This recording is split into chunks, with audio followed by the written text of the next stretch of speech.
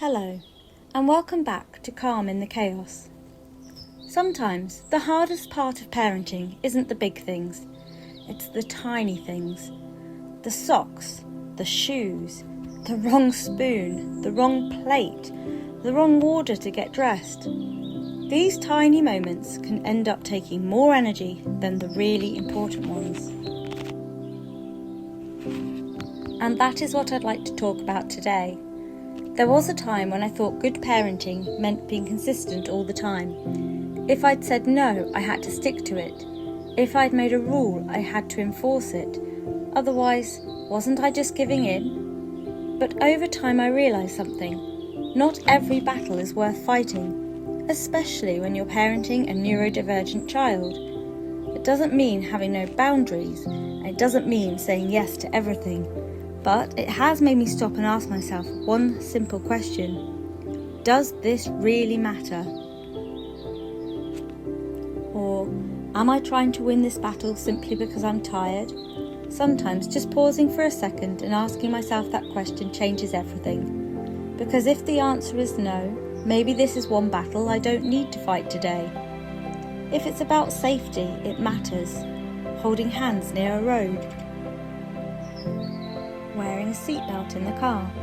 Those are things I'll always stand firm on. But if it's about wearing the dinosaur socks instead of the rainbow socks, or having toast cut into squares instead of triangles, or using the blue plate instead of the green one, I've learned that sometimes flexibility buys us peace.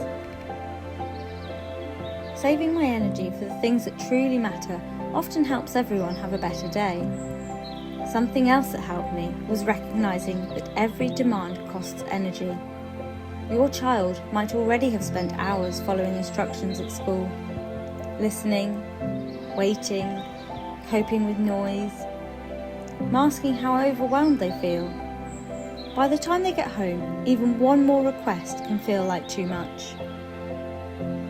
Sometimes they're not refusing because they're being difficult. They're refusing because they've simply run out of energy. One thing that has really helped our family is asking myself, what's my goal here?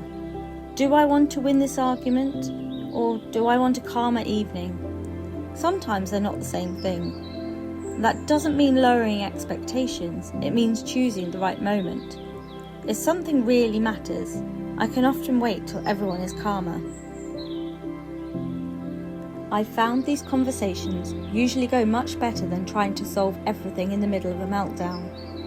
If I say yes to the little things, I often have much more capacity to hold firm on the important things. Because my child feels heard, and I have more energy too. Every family is different. What works for us won't work for everyone.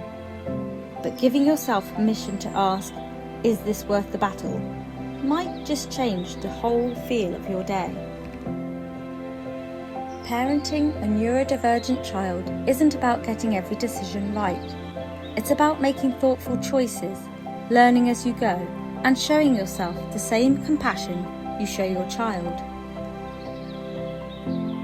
Around here, we're not aiming for perfect. We're aiming for progress, one calm choice at a time. Thank you so much for watching, and I'll see you in the next one.